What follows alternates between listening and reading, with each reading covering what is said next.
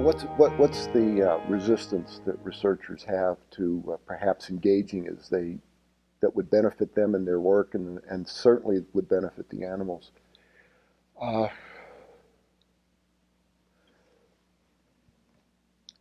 the psychiatrist Robert J. Lifton uh, talks about doubling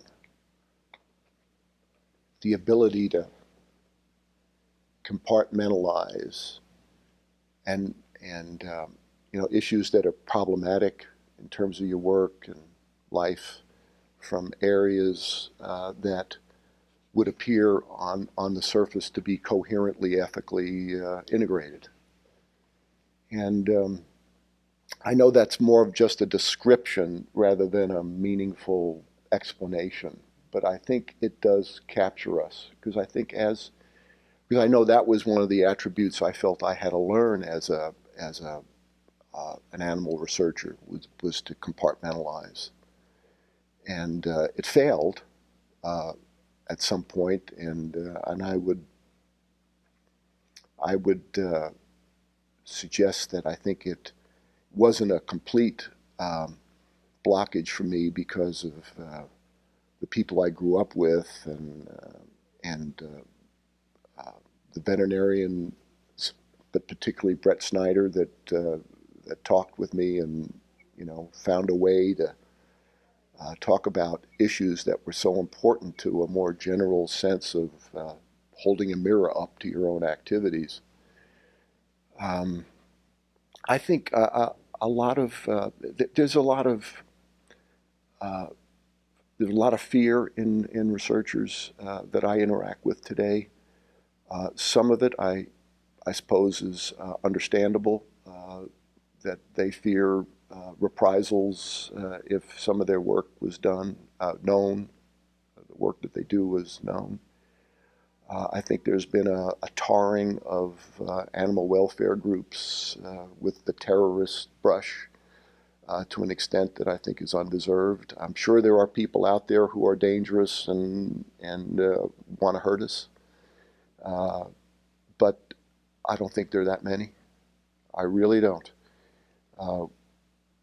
We had an experience in New Mexico. The student animal law group in the law school invited Peter Young, a man who released a bunch of minks in Wisconsin and was tracked by the FBI for several years, and I think he was in federal prison for 3 years. And they had invited him to talk about basically being prosecuted under the animal terrorist legislation. Parts of the university tried to block that. They tried to block it. Like, you're not talking about that on this campus. And of course, I reflected back being a student at University of Wisconsin between 1968 and 1971. You went to the Student Union building, and the Black Panthers were talking over here, and SDS was talking over there, and it was just this wide open kind of expose yourself to radical thought and it was seen as almost like it was necessary. And here was this attempt to keep. Anyhow, they failed, and he came. Unfortunately, not many researchers showed up. A few did, and and you could see his desire to change the way animals are perceived culturally and for entertainment and dress and agriculture and so on and so forth. He was very committed to this, and some of his connections seemed a little shaky to me personally, but he wasn't crazy.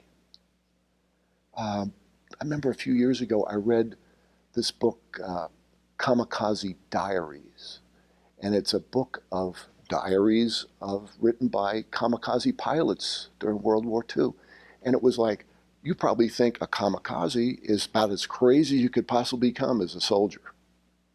And you read these diaries, these were men who were really struggling with what they were doing and the rightfulness or wrongfulness and the fears that they had and the push they felt, to act out in a cultural way.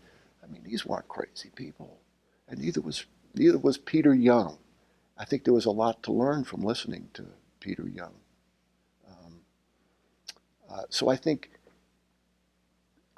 one of the reasons is that I think our administrations in universities keep us separated, keep we as researchers separated, I think, from some of these kinds of influences. And I think they're probably doing it because I think it's better for us and we'll be more productive for it and so on and so forth. But it's a losing proposition to me. It's a losing proposition.